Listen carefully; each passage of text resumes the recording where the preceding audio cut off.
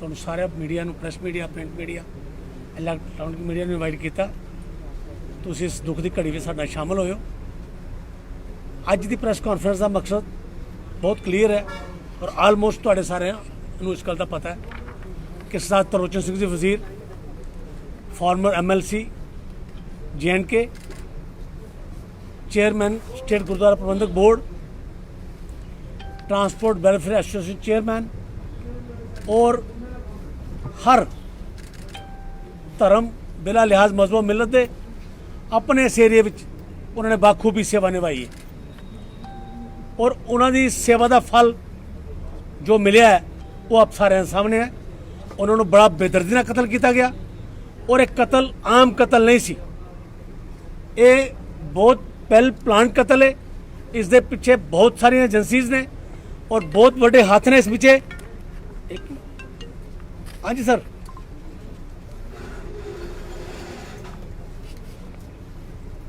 एक मिनट दोबारा बोलियो सर, एक मिनट की कह रहे हो?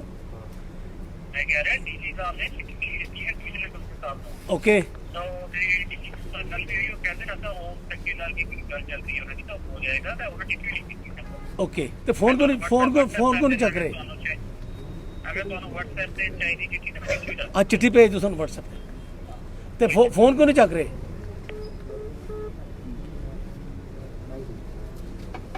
और उस कतल के बाद असी सानू कतल 8 ਨੂੰ क्लीयर होया जी, 8 ਨੂੰ 9 और अज 10 है 2 दिन असी वाच किया सारी सिचुएशन ਨੂੰ। ये कुछ मीडिया के रूमरस आ रहे हैं, कुछ वैसे रूमरस आ रहे हैं, असी उन्होंने मद्देनजर ना अपने दिमाग 'ਚ ना रखते हैं। असी गवर्नमेंट को अपील की है कि बिल्कुल फेयर इन्वेस्टिगेशन होनी चाहिए। जो भी कल्प्रिट है तो किसी भी धर्म नाल, किसी भी पार्टी नाल ताल्लुक रखता है, उसको नंगा करके संगत के सामने पेश किया जाए।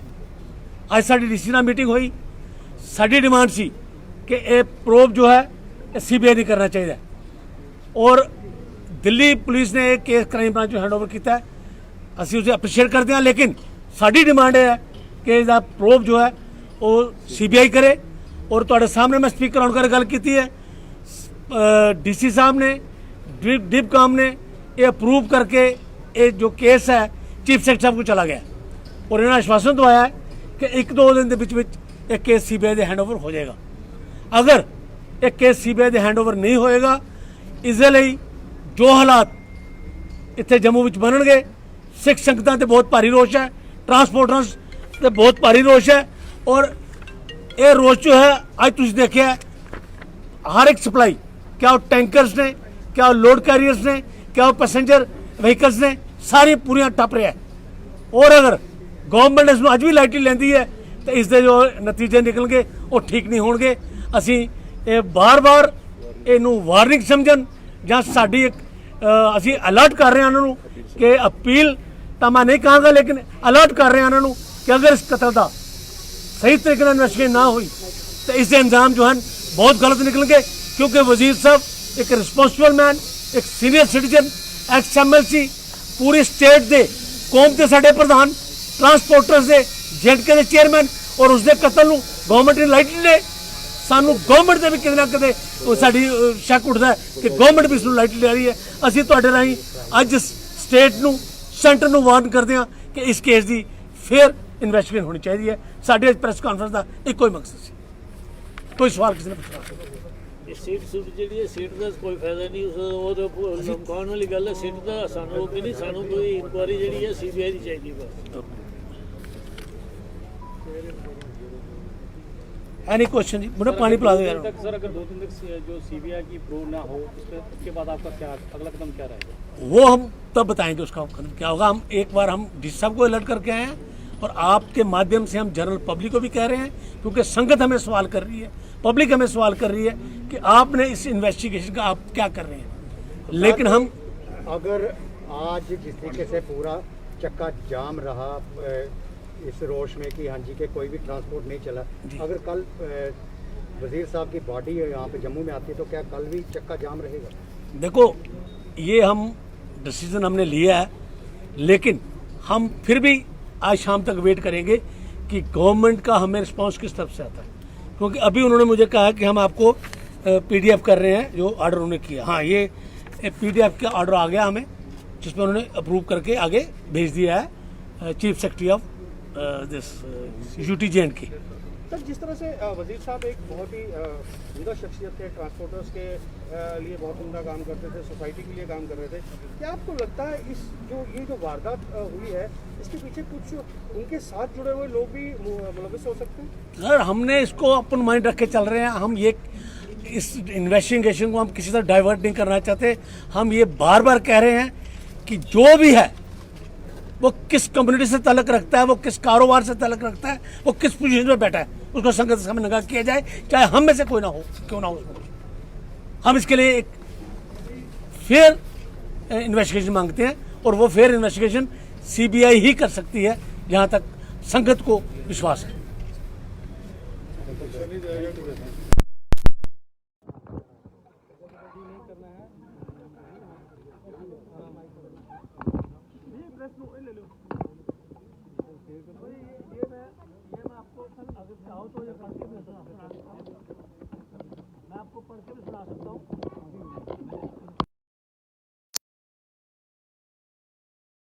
Memorandum submitted by the Ajab Singh, son of Gurvaksh Singh, R of Turkuta Nagar, for CBI inquiry into the incident of death of Shri Talochan Singh Wazir. Sir, वो लिखते हैं आगे चीफ सेक्रेटरी साहब को, the Ajab Singh Wazir, so and so resident so late, brother of Talochan Singh Wazir, approached the office today along with members of Sikh community and submitted a memorandum seeking investigation by the CBI into the incident of the death of Shri Talochan Singh Wazir, former MLC. Memorandum submitted by the Ajab Singh Wazir is enclosed herewith for kind consideration by the competent authority to address the concern projects therein. ये उन्होंने government को हमारे जो memorandum आगे forward कर दिए।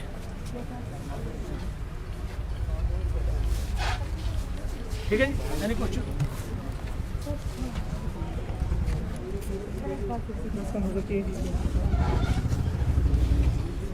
आज हम आपके इंस्ट्रक्शन में एक ही बात लेके आए हैं कि जो 2 तरीका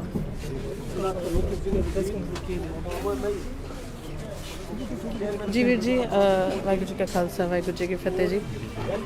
ਅੱਜ ਜਿਸ ਤਰ੍ਹਾਂ ਦੇ ਨਾਲ ਦੁਖਦਾਈ ਘਟਨਾ ਵਾਪਰੀ ਹੈ, ਉਹਨੂੰ ਲੈ ਕੇ ਸਾਰੀ ਹੀ ਸਿੱਖ ਸੰਗਤ ਦੇ ਵਿੱਚ ਭਾਰੀ ਰੋਸ਼ ਹੈ।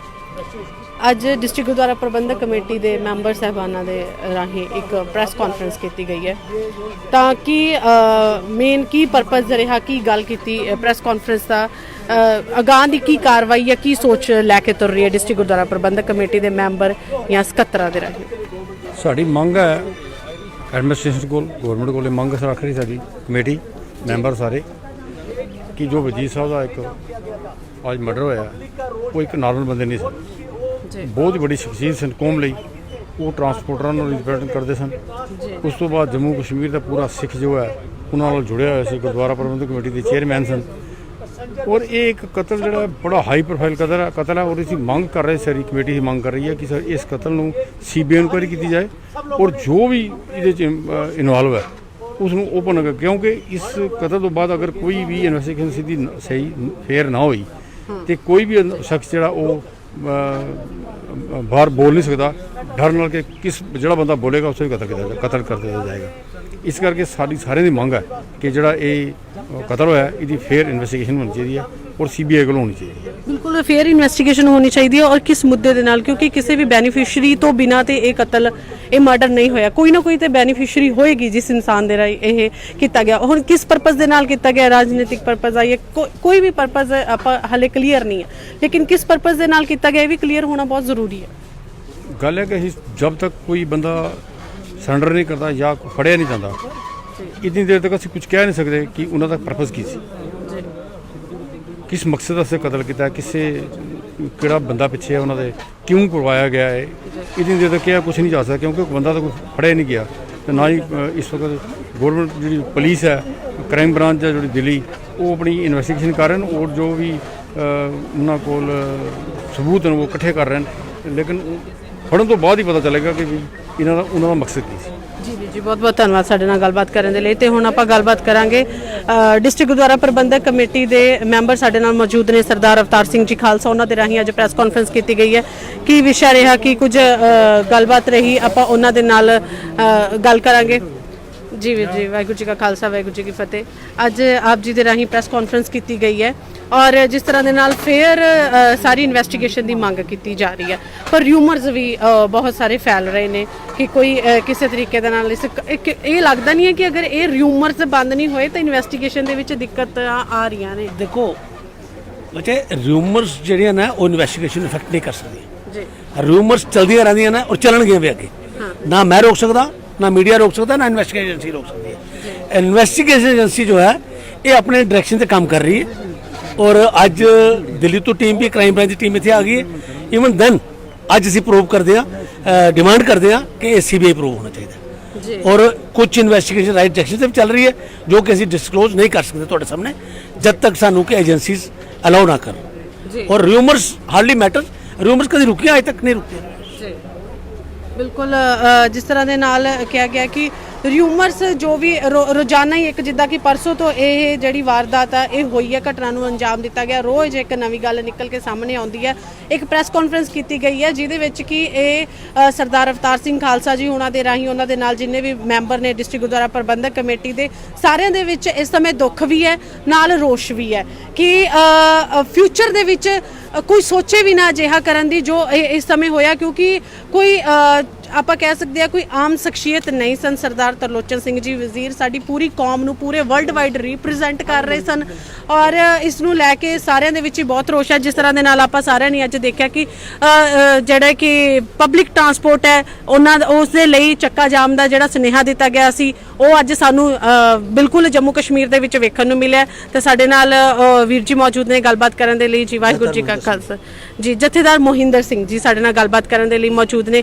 ਜੀ ਵੀਰ ਜੀ ਕੀ ਕਹਿਣਾ ਹੈ ਆਪ ਜੀ ਦਾ ਇਸ ਬਾਰੇ? ਅੱਜ ਦੀ ਪ੍ਰੈਸ ਕਾਨਫਰੰਸ ਜਿਹਦੇ ਵਿੱਚ ਸ਼ਾਮਲ ਹੋਏ ਹੋ, ਇਹ ਪ੍ਰੈਸ ਕਾਨਫਰੰਸ ਕੋਈ ਸਾਡੀ ਨਹੀਂ, ਇਹ ਲੇਕਿਨ ਜੰਮੂ ਕਸ਼ਮੀਰ ਦੇ ਸਾਰੇ ਸਿੱਖ ਬਰਾਦਰੀ ਭਾਈਚਾਰੇ ਦੀ ਹੈ, ਸਮਾਜ ਦੇ ਲੋਕਾਂ ਦੀ ਹੈ ਜੋ ਕਿ ਪਰਸਨਲੀ ਤੌਰ ਤੇ ਸਰਦਾਰ ਤਰਲੋਚਨ ਸਿੰਘ ਵੀਰ ਨੂੰ ਧਾਰਮਿਕ ਤੌਰ ਤੇ, ਸਿਆਸੀ ਤੌਰ ਤੇ ਔਰ ਹਰ ਤਰੀਕੇ ਨਾਲ ਉਹਨੂੰ ਜਾਣਦੇ ਸਨ ਔਰ ਹਰ ਹਮਦਰਦ ਆਦਮੀ ਸੀ।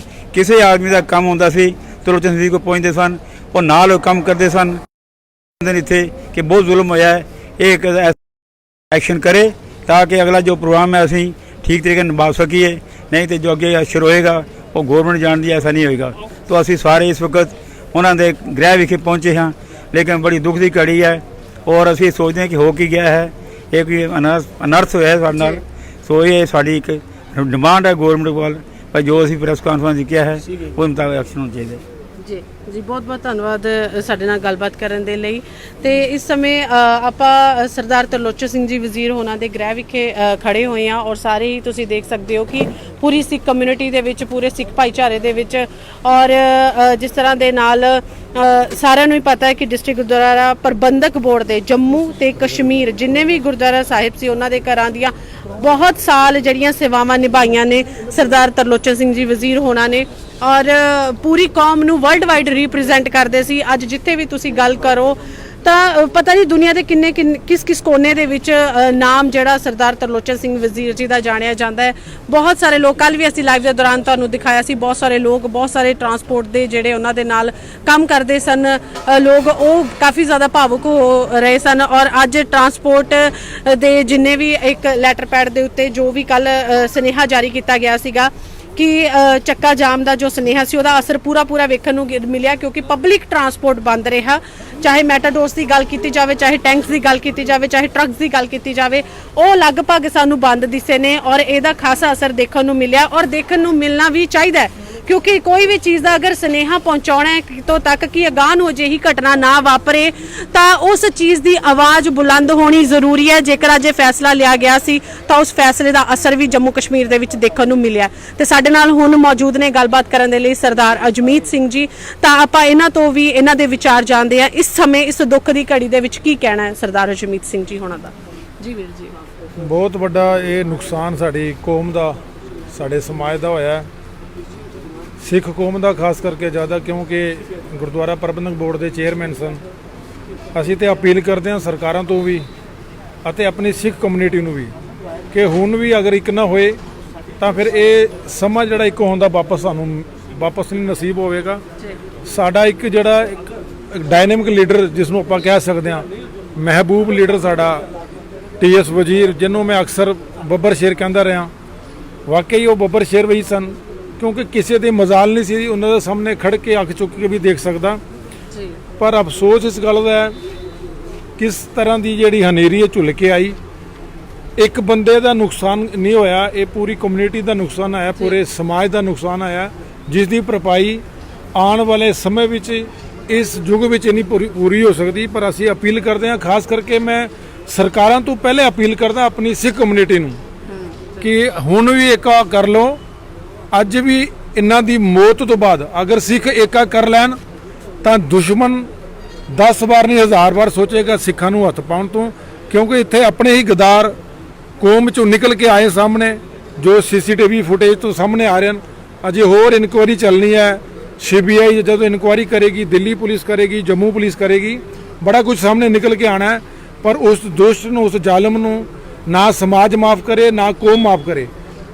ਉਸ ਤੋਂ ਬਾਅਦ ਆਉਂਦੀ ਹੈ ਸਰਕਾਰ ਦੀ ਗੱਲ, ਤੇ ਸਰਕਾਰ ਵੀ ਚਾਹੇ ਤੇ ਹੱਥੋਂ ਹੱਥ ਸਾਰਾ ਕੁਝ ਕਰ ਸਕਦੀ ਹੈ ਜੇ ਸਰਕਾਰ ਦੀ ਨੀਅਤ ਸਾਫ਼ ਹੋਵੇ। ਤਾਂ ਇਸ ਜਿਹੜਾ ਇਹ ਬਲਾਈਂਡ ਮਰਡਰ ਜਿਹਨੂੰ ਦੱਸਿਆ ਜਾ ਰਿਹਾ, ਇਸ ਦੇ ਵੀ ਜਿਹੜੇ ਦੋਸ਼ੀ ਹਨ ਉਹ ਸਾਹਮਣੇ ਆ ਸਕਦੇ ਹਨ। ਮੈਂ ਫਿਰ ਅਪੀਲ ਕਰਦਾ ਸਿੱਖ ਸਮਾਜ ਨੂੰ ਕਿ ਅੱਜ ਵੀ ਏਕਾ ਕਰ ਲਓ, ਨਹੀਂ ਤੇ ਆਉਣ ਵਾਲੇ ਸਮੇਂ ਵਿੱਚ ਜੋ ਅੱਜ ਵਜ਼ੀਰ ਸਾਹਿਬ ਨਾਲ ਆਇਆ, ਇਸ ਤੋਂ ਬੁਰੇ ਹਾਲ ਤੁਹਾਡੇ ਹੋਣੇ ਨੇ ਜੇ ਅੱਜ ਏਕਾ ਨਾ ਕਰ ਸਕੇ। ਬਿਲਕੁਲ, ਬਹੁਤ ਵਧੀਆ ਸੁਨੇਹਾ ਤੁਹਾਡੇ ਰਾਹੀਂ ਦਿੱਤਾ ਗਿਆ ਹੈ ਕਿ ਜਿਸ ਤਰ੍ਹਾਂ ਦੇ ਨਾਲ ਬਹੁਤ ਜ਼ਰੂਰਤ ਹੈ ਸਾਡੀ ਕਮਿਊਨਿਟੀ ਨੂੰ ਇਕੱਠੇ ਹੋ ਕੇ ਤੁਰਨ ਦੀ, ਕਿਉਂਕਿ ਕਹਿੰਦੇ ਨੇ ਨਾ ਕਿ ਸਿੱਖ ਕੌਮ ਪੂਰੇ ਹਿੰਦੁਸਤਾਨ ਦੇ ਸਿਰ ਦਾ ਤਾਜ ਹੈ। ਸਾਡੀ ਸਿੱਖ ਕੌਮ ਜਿੱਥੇ ਵੀ ਪੀੜ ਪੈਂਦੀ ਹੈ ਸਿੱਖ ਕੌਮ ਖੜੀ ਹੁੰਦੀ ਹੈ। ਪਰ ਇਹ ਕਿਉਂ ਸਾਡੇ ਵਿੱਚ, ਅਸੀਂ ਅਕਸਰ ਮੈਂ ਇਹ ਗੱਲ ਕਹਿੰਦੀ ਹੁੰਦੀ ਹਾਂ ਕਿ ਇੱਕ ਬਾਣੀ ਚੈਨਲ ਦੇ ਉੱਤੇ ਅਸੀਂ ਕਿਸੇ ਵੀ ਤਰ੍ਹਾਂ ਦੀ ਸਿੱਖਾਂ ਨੂੰ ਲੈ ਕੇ ਕੋਈ ਵੀ ਨੈਗੇਟਿਵ ਚੀਜ਼ ਨਹੀਂ ਚਲਾਉਂਦੇ, ਕਿਉਂਕਿ ਕਹਿੰਦੇ ਨੇ ਨਾ ਜਿਹੜੀ ਘਰ ਦੀ ਗੱਲ ਆ ਉਹਨੂੰ ਘਰ ਦੇ ਵਿੱਚ ਨਿਬੇੜਿਆ ਕਰੋ। ਐਸਾ ਨਾ ਹੋਵੇ ਕਿ ਤੁਹਾਡੀ ਕਮਿਊਨਿਟੀ ਦੀ ਗੱਲ ਪੂਰਾ ਵਰਲਡ ਜਾਣੇ ਜਾਂ ਮਤਲਬ ਸਾਡੇ ਘਰ ਦੀ ਗੱਲ ਕਿਤੇ ਬਾਹਰ ਨਿਕਲੇ। ਪਰ ਕਿਉਂ ਇਹੋ ਜਿਹੇ ਹਾਲਾਤ ਪੈਦਾ ਕੀਤੇ ਜਾ ਰਹੇ ਨੇ? ਕਿਉਂ ਨਹੀਂ ਸਾਰੇ ਇਕੱਠੇ ਹੋ ਕੇ ਮੂਹਰੇ ਆਉਂਦੇ? ਯੂਨਿਟੀ ਇਜ਼ ਅ ਸਟਰੈਂਥ, ਇਹ ਗੱਲ ਆਖੀ ਜਾ ਰਹੀ ਹੈ, ਤੇ ਕਿਉਂ ਨਹੀਂ ਯੂਨਿਟੀ ਬਣਾ ਕੇ ਅਸੀਂ ਅਗਾਹ ਆਉਂਦੇ? ਔਰ ਹਰ ਇੱਕ ਚੀਜ਼ ਦੇ ਹਰ ਇੱਕ ਦੇ ਮੂੰਹ ਦੇ ਵੱਲ ਵੇਖਿਆ ਜਾਂਦਾ ਕਿ ਕੌਣ ਕੀ ਕਹਿੰਦਾ, ਕਦੋਂ ਕਹਿੰਦਾ, ਉਦੋਂ ਮੈਂ ਕਿਹਾ, ਉਦੋਂ ਤੱਕ ਬਹੁਤ ਲੇਟ ਹੋ ਜਾਂਦੇ ਹੋ ਤੁਸੀਂ। ਬਹੁਤ ਸਾਰਾ ਸਮਾਂ ਤੁਹਾਡੇ ਹੱਥ ਚੋਂ ਨਿਕਲ ਜਾਂਦਾ। ਇਸ ਸਮੇਂ ਤੁਹਾਨੂੰ ਬਹੁਤ ਜ਼ਿਆਦਾ ਘਾਟਾ ਪੈ ਚੁੱਕਿਆ। ਇਸ ਘਾਟੇ ਤੋਂ ਸਿੱਖ ਲੈਣਾ ਚਾਹੀਦਾ ਸਾਨੂੰ ਕਿ ਕਿੰਨਾ ਜ਼ਰੂਰੀ ਹੈ ਇਸ ਸਮੇਂ ਇਕੱਠੇ ਹੋਣਾ ਔਰ ਆਪਣੀ ਆਵਾਜ਼ ਨੂੰ ਜੇਕਰ ਤੁਸੀਂ ਇਕੱਠੇ ਹੋ ਕੇ ਚੁੱਕੋਗੇ ਤਾਂ ਹੀ ਬੁਲੰਦ ਆਵਾਜ਼ ਦੇ ਵਿੱਚ ਬੋਲ ਸਕਦੇ ਹੋ। ਤਾਂ ਇਸ ਸਮੇਂ ਅਸੀਂ ਖੜੇ ਹਾਂ ਸਰਦਾਰ ਤਰਲੋਚਨ ਸਿੰਘ ਵਜ਼ੀਰ ਹੋਣਾ ਦੇ ਰਿਹਾਇਸ਼ ਦੇ ਉੱਤੇ। ਤੁਸੀਂ ਤਸਵੀਰਾਂ ਵੇਖ ਸਕਦੇ ਹੋ। ਇਸ ਸਮੇਂ ਜਿਹੜਾ ਇੱਕ ਪ੍ਰੈਸ ਕਾਨਫਰੰਸ ਕੀਤੀ ਗਈ ਹੈ ਸਰਦਾਰ ਅਵਤਾਰ ਸਿੰਘ ਜੀ ਖਾਲਸਾ ਔਰ ਡਿਸਟ੍ਰਿਕਟ ਗੁਰਦੁਆਰਾ ਪ੍ਰਬੰਧਕ ਕਮੇਟੀ ਦੇ ਮੈਂਬਰ ਸਹਿਬਾਨਾਂ ਦੇ ਰਾਹੀਂ। ਤਾਂ ਤੁਸੀਂ ਲਾਈਵ ਤਸਵੀਰਾਂ ਦੇਖ ਰਹੇ ਹੋ। ਆਪਾਂ ਉਹਨਾਂ ਦੇ ਰਿਹਾਇਸ਼ ਦੇ ਉੱਤੇ ਖੜੇ ਹੋਏ ਹਾਂ। ਸਾਰੇ ਹੀ ਸਿੱਖ ਕਮਿਊਨਿਟੀ ਦੇ ਵਿੱਚ ਇਸ ਸਮੇਂ ਭਾਰੀ ਰੋਸ਼ ਹੈ। ਹਰ ਇੱਕ ਇਸ ਸਮੇਂ ਸੋਚ ਦੇ ਵਿੱਚ ਡੁੱਬਿਆ ਹੋਇਆ ਹੈ। ਹਰ ਇੱਕ ਇਨਸਾਨ ਚਾਹੇ ਉਹ ਕਿਸੇ ਵੀ ਮਜ਼ਹਬ ਦੇ ਨਾਲ ਸੰਬੰਧ ਰੱਖਦਾ ਹੋਵੇ, ਕਿਉਂਕਿ ਸਰਦਾਰ ਤਰਲੋਚਨ ਸਿੰਘ ਜੀ ਵਜ਼ੀਰ ਉਹਨਾਂ ਦੇ ਜਿਹੜੇ ਰਿਲੇਸ਼ਨ ਸੀ, ਉਹਨਾਂ ਦਾ ਜਿਹੜਾ ਭਾਈਚਾਰਾ ਸੀ, ਉਹ ਸਿਰਫ ਇੱਕ ਕਮਿਊਨਿਟੀ ਤੱਕ ਸਹਿਮਤ ਨਹੀਂ ਸੀ, ਲੇਕਿਨ ਰੀਪ੍ਰੈਜ਼ੈਂਟ ਕਰਦੇ ਸਨ ਉਹ ਸਾਡੀ ਕੌਮ ਨੂੰ ਕਦੀ ਵੀ ਨਾ ਪੂਰਾ ਹੋਣ ਵਾਲਾ ਘਾਟਾ ਪਿਆ ਹੈ। ਕਿਉਂਕਿ ਅਕਸਰ ਜਦੋਂ ਸਾਡੀ ਆਵਾਜ਼ ਨੂੰ ਚੁੱਕਣ ਦਾ ਗੱਲ ਕੀਤੀ ਜਾਂਦੀ ਸੀ ਤਾਂ ਇੱਕ ਸਾਰਿਆਂ ਦੇ ਨਾਲ ਹੀ ਮੋਢੇ ਦੇ ਨਾਲ ਮੋਢਾ ਜੋੜ ਕੇ ਖੜੇ ਹੁੰਦੇ ਸਨ। ਤਾਂ ਬਹੁਤ ਸਾਰਾ ਸਾਨੂੰ ਘਾਟਾ ਪਿਆ ਹੈ ਤੇ ਇਸ ਚੀਜ਼ ਦੇ ਬਾਰੇ ਸੋਚਣ ਦੀ ਬਹੁਤ ਜ਼ਰੂਰਤ ਹੈ ਕਿ ਅਜਿਹਾ ਫਿਊਚਰ ਦੇ ਵਿੱਚ, ਭਵਿੱਖ ਦੇ ਵਿੱਚ ਅਜਿਹਾ ਕੁਝ ਨਾ ਵਾਪਰੇ। ਇਸ ਕਰਕੇ ਬਹੁਤ ਜ਼ਰੂਰਤ ਹੈ ਸਾਨੂੰ ਇਸ ਦੇ ਬਾਰੇ ਦੇ ਵਿੱਚ ਸਾਰਿਆਂ ਨੂੰ ਇਕੱਠੇ ਹੋ ਕੇ ਸੋਚਣ ਦੀ। ਤੁਸੀਂ ਵੇਖ ਸਕਦੇ ਹੋ ਲਾਈਵ ਤਸਵੀਰਾਂ ਸਰਦਾਰ ਤਰਲੋਚਨ ਸਿੰਘ ਜੀ ਵਜ਼ੀਰ ਦੀ ਰਿਹਾਇਸ਼ ਦੀਆਂ। ਲੇਕਿਨ ਫਿਲਹਾਲ ਕਾਫੀ ਸਾਰੀ ਜਾਣਕਾਰੀ ਉੱਥੋਂ ਨਿਕਲ ਕੇ ਸਾਹਮਣੇ ਆਈ ਹੈ, ਲੇਕਿਨ ਜਿੰਨੀ ਦੇਰ ਤੱਕ ਪੁਖਤਾ ਸਬੂਤਾਂ ਦੇ ਆਧਾਰ ਤੇ ਪੋਸਟਮਾਰਟਮ ਦੇ ਬਾਅਦ ਕੁਝ ਪੁਖਤਾ ਨਿਕਲ ਕੇ ਨਹੀਂ ਆਉਂਦਾ, ਕੁਝ ਵੀ ਕਿਹਾ ਨਹੀਂ ਜਾ ਸਕਦਾ। ਕਿਉਂਕਿ ਸਾਨੂੰ ਇਹ ਲੱਗਦਾ ਹੁੰਦਾ ਕਿ ਜਿੰਨੇ ਮੂੰਹ ਉਨੀਆਂ ਗੱਲਾਂ ਕੀਤੀਆਂ ਜਾਣ, ਵਾਰ-ਵਾਰ ਇੱਕ ਗੱਲ ਨੂੰ ਕੀਤਾ ਜਾਵੇ ਤਾਂ ਇਸ ਨੂੰ ਤੇ ਅਸੀਂ ਰਿਊਮਰਸ ਹੀ ਕਵਾਂਗੇ ਜਿੰਨੀ ਦੇਰ ਤੱਕ ਸਾਡੇ ਕੋਲ ਕੋਈ ਪੁਖਤਾ ਸਬੂਤ ਨਹੀਂ ਹੈਗੇ। ਜਦੋਂ ਹੀ ਕੋਈ ਪੁਖਤਾ ਜਾਣਕਾਰੀ ਸਾਨੂੰ ਮਿਲਦੀ ਹੈ ਅਸੀਂ ਬਾਣੀ ਚੈਨਲ ਦੇ ਰਾਹੀਂ ਆਪ ਜੀ ਦੇ ਨਾਲ ਜ਼ਰੂਰ ਸਾਂਝੀ ਕਰਾਂਗੇ। ਹੁਣ ਵੇਲਾ ਹੋ ਗਿਆ ਤੁਹਾਡੇ ਤੋਂ ਇਜਾਜ਼ਤ ਲੈਣ ਦਾ। ਮੈਨੂੰ ਤੇ ਇਜਾਜ਼ਤ। ਵਾਹਿਗੁਰੂ ਜੀ ਕਾ ਖਾਲਸਾ, ਵਾਹਿਗੁਰੂ ਜੀ ਕੀ ਫਤਿਹ।